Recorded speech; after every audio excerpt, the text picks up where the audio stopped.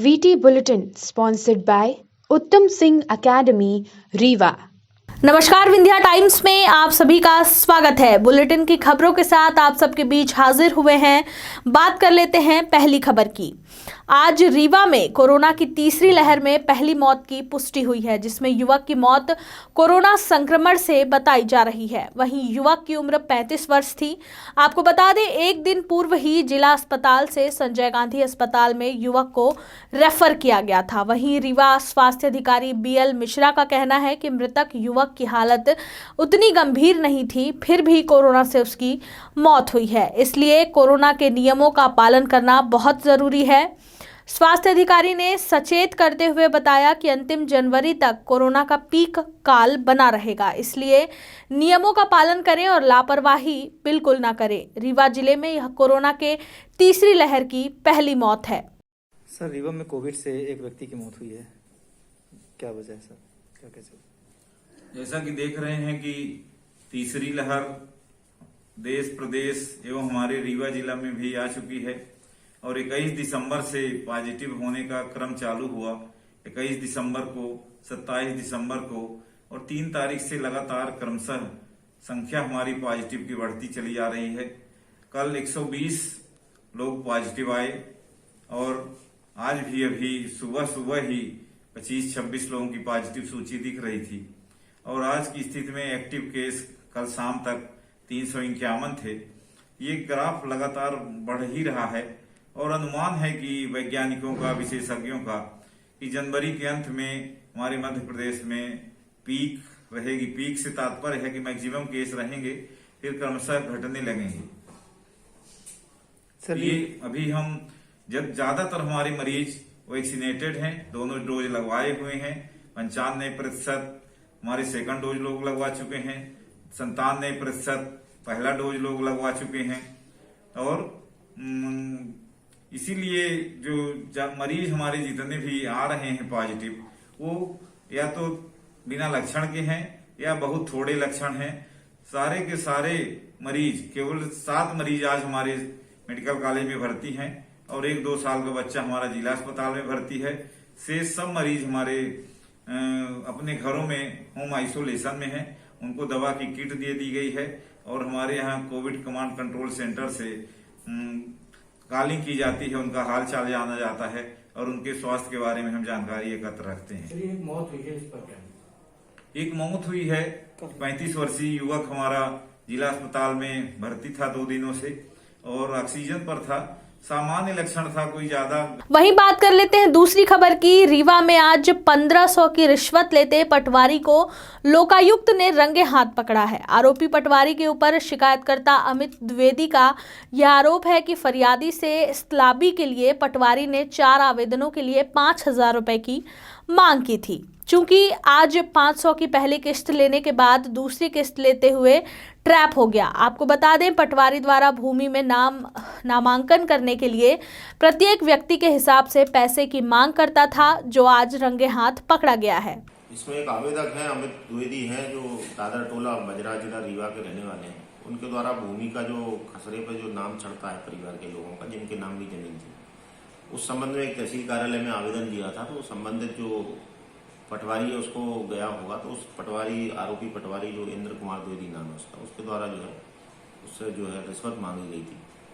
उस संबंध में अमित कुमार जो फरियादी हैं इस केस के, इनके द्वारा लोकायुक्त रीवा कार्यालय में शिकायत की गई थी कि संबंधित पटवारी जो है द्वारा रिश्वत मांगी जा रही है।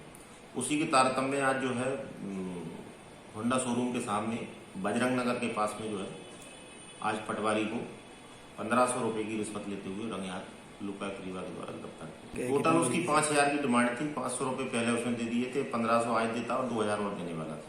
इस टाइप से 5000 की डिमांड थी। वहीं चलते हैं अगली खबर की तरफ। चाकघाट थाना क्षेत्र के अंतर्गत धान खरीदी केंद्र में कुछ दिनों से धान चोरी होने के मामले सामने आ रहे थे, जिस पर थाने में शिकायत पंजीबद्ध किया गया था, जिसमें पुलिस को बताया गया कि धान खरीदी केंद्र से थोड़ी मात्रा में धान की चोरी हो रही थी, जिसमें पुलिस की जांच के बाद सामने आया कि 28 बोरी धान, जिसकी कीमत 2000 है, वह चोरी हो चुकी है, जिसकी विवेचना में पुलिस अब जुट गई है। सर चाकघाट में धान खरीदी केंद्र से धान की चोरी का मामला है, क्या है? हाँ, चाकघाट थाना क्षेत्र के मांगी खरीदी केंद्र है, जहाँ से पिछले 2-3 दिनों से कुछ धान चोरी हो रही है थोड़ी थोड़ी मात्रा में। तो पुलिस के पास कल FIR हुई है, जिसमें ये निकल के आया है कि करीब 28 बोरी के आसपास धान, जिसकी कीमत करीब 20,000 रुपये के आसपास है, वो चोरी हुआ है। पुलिस ने प्रकरण पंजीबद्ध करके विवेचना में ली है। आरोपी की पतासाजी की जा रही है। रीवा के चाकघाट थाना क्षेत्र से एक दिल को दहला देने वाली घटना सामने आई है, जहां पर महिला के पिता द्वारा उसके आशिक को केरोसिन डालकर जिंदा जला दिया गया है, जिसके बाद गंभीर अवस्था में युवक को संजय गांधी अस्पताल में भर्ती कराया गया, जहां अब डॉक्टरों के द्वारा उसका इलाज किया जा रहा है। बताया जा रहा है कि महिला का आशिक हर रोज उससे मिलने घर आया करता था, जिससे नाराज होकर महिला के पिता ने खौफनाक सजा देते हुए केरोसिन डालकर युवक को जिंदा जला दिया। वहीं मामले पर पुलिस ने आरोपी को गिरफ्तार कर लिया है। अतिरिक्त पुलिस अधीक्षक शिव कुमार वर्मा की माने तो महिला अपने पति को छोड़कर पिता के घर में रह रही थी। यहां पर एक युवक से उसका प्रेम प्रसंग हुआ, जिसके कारण उसका प्रेमी अपनी महबूबा से मिलने रोज घर आने जाने लगा, जिससे नाराज महिला के पिता ने केरोसिन डालकर युवक को जिंदा जलाने की कोशिश की है। चाकघाट पुलिस से जानकारी लगी है कि एक युवक है, आदिवासी समाज का है, एक महिला है, वो भी आदिवासी समाज की थी। उनका कुछ संपर्क संबंध था, तो युवक वहाँ जाता था। तो महिला को उसके पति ने से अलग कर रह रही है अपने पिता के पास। तो महिला के पिता ने मना किया कि तुम अभी यहाँ मत आया कर, तुम लोगों की शादी नहीं हुई है। इसके बाद भी युवक कल फिर पहुँच गया वहाँ गया, और उसके बाद पुलिस को जानकारी लगी कि युवक जला हुआ है। पुलिस मौके पे गई, देखा वो बातचीत कर रहा था। पुलिस के द्वारा उसका मृत्युकालिक कथन कराया गया, जिसमें उसने बताया कि उस महिला के पिता ने उसके ऊपर मिट्टी का तेल डाल के आग लगा दी। उस पर से पुलिस ने प्रकरण पंजीबद्ध कर लिया 307 का, और विवेचना में लिया।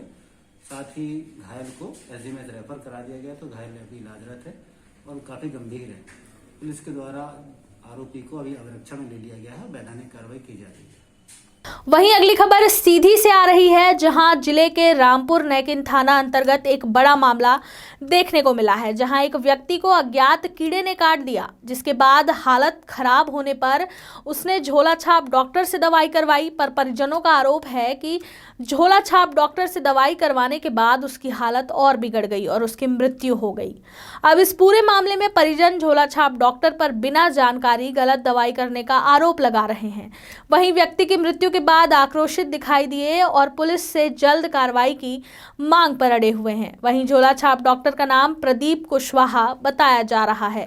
सीधी के ही भदौरा क्षेत्र के ग्राम पंचायत शंकरपुर से निकलने वाली रेत गोतरा खदान मार्ग को लेकर रेत माफियाओं से परेशान ग्रामीणों ने शिवसेना के साथ रास्ता बाधित कर दिया। इस बीच शिवसेना जिलाध्यक्ष विवेक पांडे ने जानकारी दी कि पंचायत महिला सरपंच रंगवती द्वारा जानकारी दी गई है कि भदौरा पंचायत अंतर्गत गोतरा खदान से रेत निकासी की जाती है, जहां पंचायत द्वारा हाल ही में नई PCC सड़क का निर्माण कराया गया था, लेकिन खदान संचालक द्वारा शॉर्टकट रास्ता अपनाते हुए पंचायत का गैर कानूनी तरीके से रास्ता उपयोग कर मार्गों को क्षतिग्रस्त कर दिया गया है, जिसका विरोध पूर्व में सरपंच द्वारा किया गया।